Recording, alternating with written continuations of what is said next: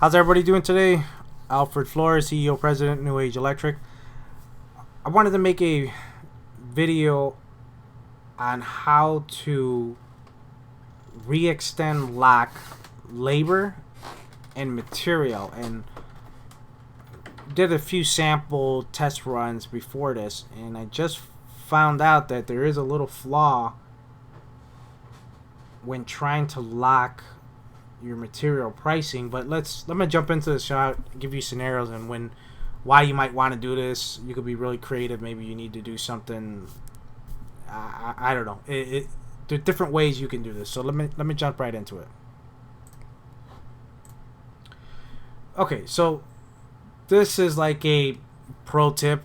I've never seen this before until like maybe 6 years ago, probably, and I couldn't figure out why the guy wanted to do it. It made sense sometimes, but I've never used this ever again.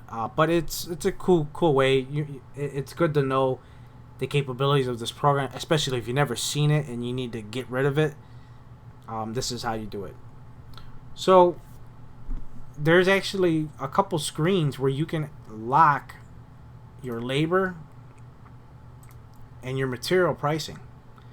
If you select this one, let's start from the beginning.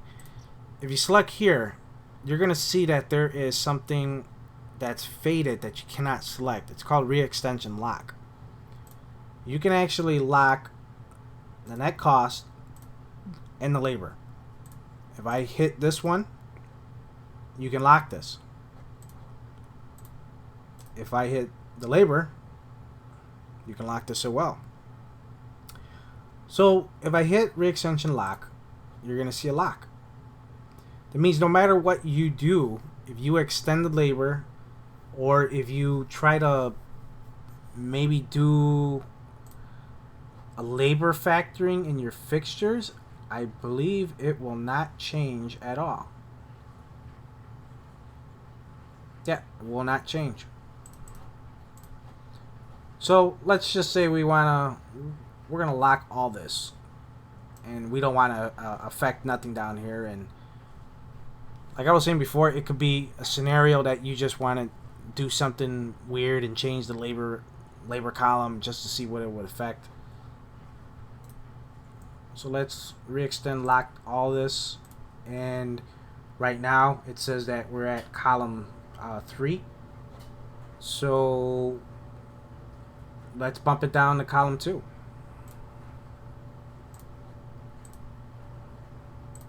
So before we do that, notice that the hours say 522594. And let's stick with the first one. It says 5.16, so keep an eye on this. These numbers will not change. So you can see numbers changed, went down. This was at 7.2 maybe.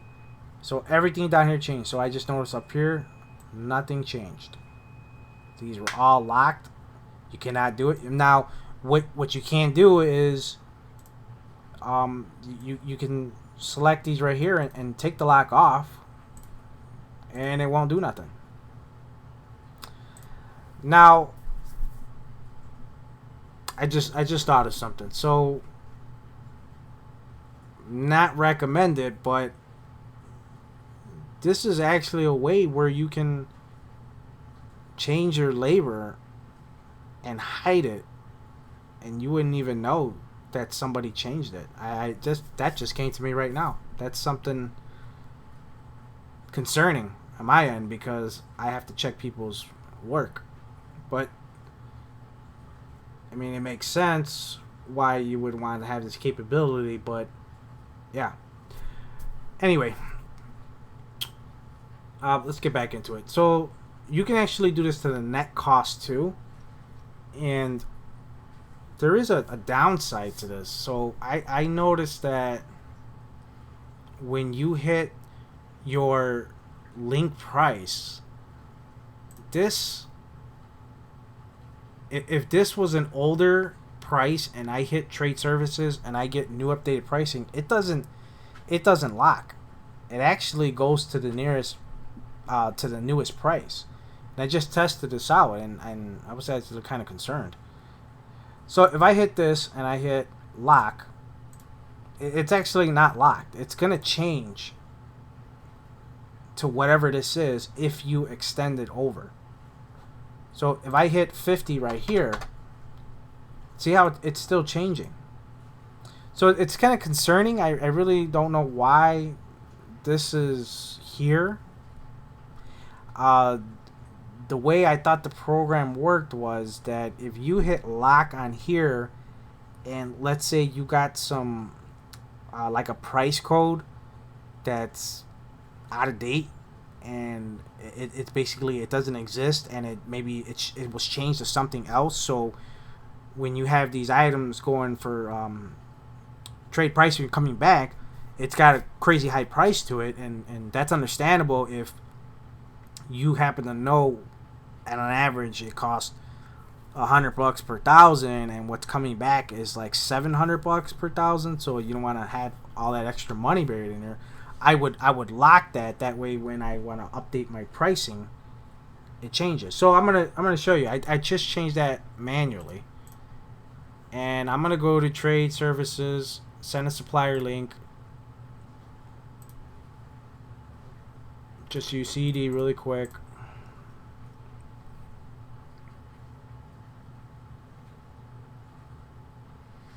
Alright, I got everything done, so I'm going to send this back to the job.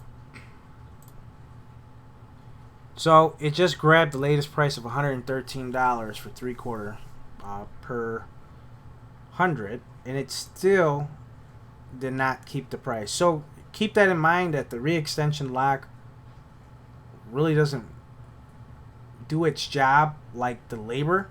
So, I'm kind of confused on that. I might give Trimble a call on this one and see why it doesn't lock it in place. Maybe there's something I'm missing here, but that is the only spot that I could see where you cannot add another lock to it. So this would not do nothing. But like I said, there is many ways that you can do it. In my last tutorial, I was talking about labor impacting, changing different things. This is probably another way you can do it. I mean, you could say that all my branch wiring is going to be such a high labor, where maybe I'm just going to go to let's go to systems, and let's see if we could change it from here. Branch wiring. And we're going to say this is going to be extremely high. So everything in my branch wiring, we want to keep the labor. Let's say that. We're going to keep the labor the same. And no, so you cannot lock it here either. So that wouldn't work. Okay. Not a good example. But you get the gist. It's another way to lock different things. You can play with this however you want. Like I said, a lot of people don't know about this whole lock feature, so it's pretty cool. You can dumb things down, lock it, change labor rates for different things. You can do a lot with this. But yeah, that's a growing concern, that and just so everybody knows that when you do change things manually in here for labor, like let's just say this is a 5. It'll change blue to signify that there was a change. Same thing with link price. It's a change. So it's kind of concerning that you can do that and hide that too. But yeah, maybe it not be hiding. Maybe it would be like a way to manipulate the drawing, but still you can't hide that. You can hide your labor to make it less labor or high labor, intentionally or unintentionally. But regardless, this is a cool technique that you guys can use too, and it's good to know the capabilities of the program. That way, if you ever open somebody's file and maybe the guy's not there no more, or he's not there at the office, at least you can, okay, let me take this off and let me see what he actually did to this job. That could be one scenario. Once again, Alfred Flores, CEO, President, New Age Electric. Any comments, questions, leave them below. Thank you for watching.